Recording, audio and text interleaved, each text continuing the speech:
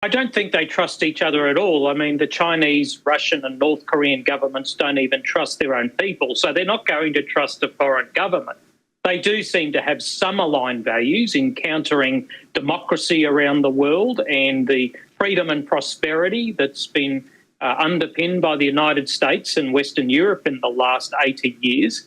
But overall, whether they can fight together for a common cause is probably a step too far. There are limitations, and we saw that in Israel's recent attack on Iran. Russia, China and North Korea provided zero assistance to them. Yes. We already see North Korean troops fighting on Russia's side. But could Moscow ever bring in manpower from China as well? Is that a part of a wider plan for coordination, or is Beijing unlikely to go for that? I think Beijing at this point is unlikely to provide overt troops into the war, but it's been doing just about everything short of that. It's been providing dual-use goods. It's clearly providing electronics for Russian drones and long-range missiles that are being used to kill and maim Ukrainian civilians and soldiers. It's buying cheap Russian oil to help keep Russia's budget somewhat afloat, even though it is in trouble. So, you know, China is providing a huge amount of assistance to Russia already. It will continue doing so because it wants to keep Europeans involved in Europe. It doesn't want them to turn their attention to the Pacific. Mr. Ryan, for you as a person who's closely watching Russian war in Ukraine, you know that Russia is launching nearly 1,000 drones per night at Ukrainian cities. And from your perspective, how many drones does Ukraine need to produce, just to stay even? Well, it needs a couple of kinds of drones. Obviously, it needs all the battlefield drones, and we're seeing them being produced now by the millions. And the Unmanned Systems Force is bringing all that together in a more unified approach. We need the long-range attack drones and missiles that Ukraine has been developing over the last couple of years, the most recent of which, of course, is the Flamingo, but there's many other types. And these need to not just have long range, but large warheads to cause as much damage as possible to Russian oil refineries and military factories. And then the third type, and these are very important, is the interceptor drones that Ukraine has developed to intercept Russia's Shahed drones and other kind of drones that are currently being targeted at civilian infrastructure and civilian accommodation buildings in Kyiv and many other cities across Ukraine. Yes, but what are the most effective strategies to counter drone swarms at this stage of the war in the light of current technologies? I mean, is that lasers, air defense? What is that? It's going to be a bit of all of that. I mean, there's not one single silver bullet, unfortunately, to counter all this. Yes. It will require multiple layers within a coordinated national air missile and drone defence system. And Ukraine has developed that over the last few years, and it's constantly evolving and adapting it. And there's some very clever military and scientific people involved in that effort.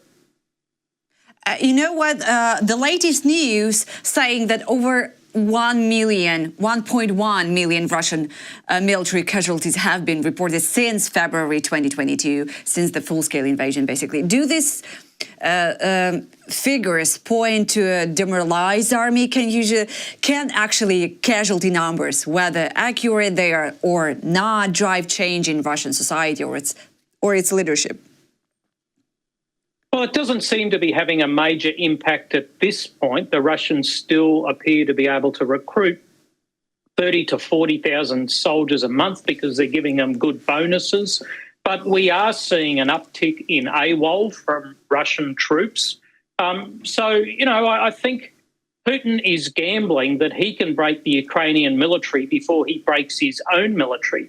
I'm not sure whether that's actually going to happen because at the end of the day, Ukraine is fighting for its land and its people. The Russians are not.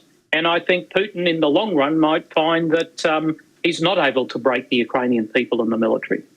Yeah. Do you think Russia might start targeting Ukraine's defense industry, because we're working on that, we're building factories and everything. So will they start to strike them directly to cripple its weapons production? And if so, what would that mean for civilian safety?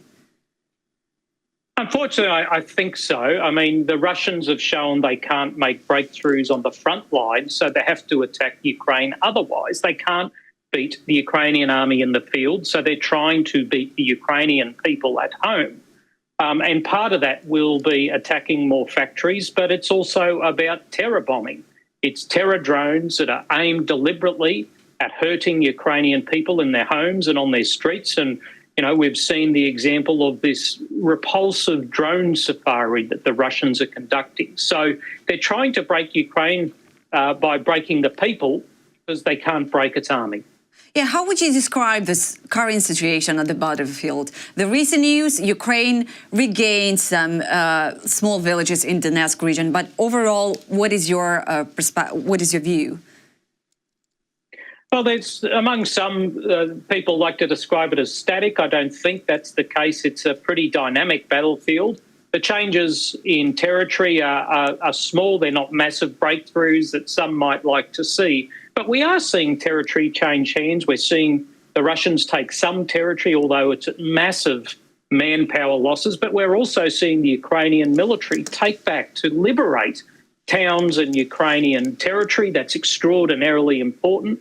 At the same time, while they're also imposing very large costs on the Russians. Yeah, if a negotiated settlement looks unlikely at this point, does battlefield victory become the only option, and does that imply direct intervention from Ukraine's allies? Well, I think that's one potential outcome. Certainly exhaustion might be another one. I mean, Russia, whilst it might not seem like it now, may just become exhausted, or there might be a coup to get rid of Putin. So there's a few different outcomes we might see if senior Russians, military and oligarchs decide that Putin is leading them down the wrong path. Certainly hope that might occur. But there's, you know, only one side that doesn't want to negotiate at the moment. That's Vladimir Putin, and he will pay a price for that. Mr. Ryan, me as an official subscriber to your articles, the last question is, the latest your piece was about such a painful and emotional word and process as mobilization. And could you just point on a few very, very important things that we have to learn from the Pacific War, and maybe use that in Ukraine's situation? Well, I think that piece was aimed at Australia, because there's a lot we can learn from the war in the Pacific about industrial mobilisation, about mobilising people and getting the right balance between the military and industrial workers.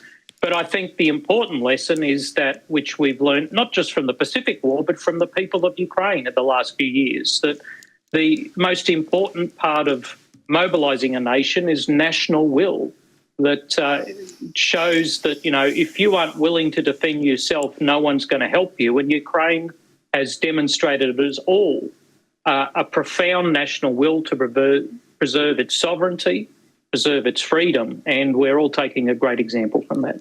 Absolutely, yeah. Having behind our back the whole West, basically we're still relying on ourselves. That's what I've seen. Absolutely.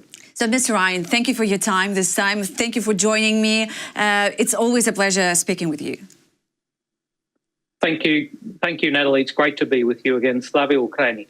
Героям слава.